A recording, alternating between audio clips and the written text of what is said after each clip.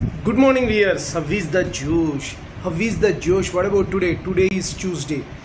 అంటే ఈరోజు ఆ హనుమాన్ మహావీరుడికి దండం పెట్టుకొని ఈరోజు డేని ప్రారంభించండి. అందరూ బాగుండాలి, అందులో నేను ఉండాలని కాన్సెప్ట్తో మన శేషు ఛానల్ ట్రావెల్ అవుతుంది కాబట్టి మార్నింగ్ యోగాలు ఎక్సర్సైజ్ చేశారా? Very good. Competitive levels preparing their exams are right. What about today topic?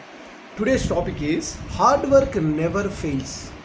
కష్టం, హార్డ్ వర్క్ అంటే నువ్వు కనుక కష్టపడ్డావు, అరే నాకు ఎంత కష్టపడ్డా నాకు రిజల్ట్ రావట్లేదురా అని కొంతమంది అనుకుంటూ ఉంటారు. నేను చాలా కష్టజీవిని, బట్ నాకు మాత్రం కలిసి రావట్లేదు. ఇలా అనుకునే వాళ్ళకి నేను చెప్పేది ఒకటే, హార్డ్ వర్క్ నెవర్ ఫెయిల్స్. ఎప్పుడు ఫెయిల్ కాదు. మీరు చేసే విధానము పర్ఫెక్ట్గా ఉండాలి. పర్ఫెక్ట్గా ఒక ప్లానింగ్, ఒక స్ట్రాటజీలో కనుక వెళ్ళి కష్టపడితే డెఫినెట్గా యుల్ బి ద సక్సెస్.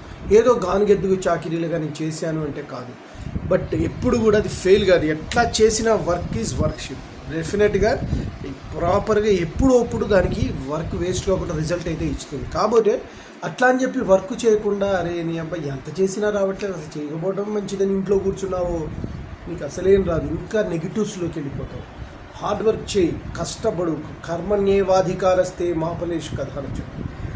కర్మం మీద తప్ప కర్మ ఫలంపై ఎట్టి అధికారం లేదని చెప్పి భగవద్గీతలో ఉంది. సో ఆ పాయింట్ మీరు పక్కకు పెట్టిన, జనరల్గా మీరు భౌతిక సంబంధమైన విషయాల్లో కూడా హార్డ్ వర్క్ అనేది చేస్తే డెఫినెట్గా రిజల్ట్ వస్తుంది. ఆయనే చెప్పాడు మళ్ళీ స్వామి వివేకానంద గారు, with the means are all right the end must come.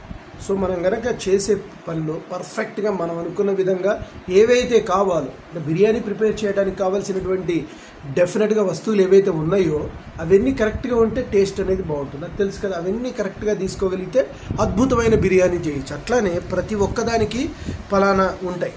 అవన్నీ కనుక ఆ యొక్క వస్తువులు ప్రాపర్ వేలో కనుక తీసుకురాగలిగితే with the means are all right the end must come. Definitely end అనేది వచ్చి తీరుతుంది, no doubt it is. So మీరు ఆ విధంగా చేస్తారని అనుకుంటున్నాను. మీరు చేస్తున్న కష్టాన్ని ఎప్పుడు కూడా తక్కువగా భావించకండి. అవతల వాడికి రిజల్ట్ వస్తున్నది, నేను ఇంత కష్టపడుతున్నా, ఎంత పీకుతున్నా నాకు రిజల్ట్ రావట్లేదని ప్రతి ఒక్కరికి అనిపించదు. కానీ మీరు పీకేదంటే ప్రాపర్ వేలో మైండ్ పెట్టి చదవండి. ఎగ్జామ్స్లో కానీ ఎప్పుడైనా కూడా ఎంత అవుట్పుట్ నువ్వు సాధించావు అనేది ఇంపార్టెంట్, ఎంత అర్థమైందనేది ఇంపార్టెంట్. చదివేశారు పగలు రాత్రి, కాకపోతే ఎంతవరకు గ్రాఫ్స్ చేసుకున్నావు, ఎంతవరకు నువ్వు మెమరీలో పెట్టుకున్నావు, దట్ ఈజ్ ఆల్సో ఇంపార్టెంట్.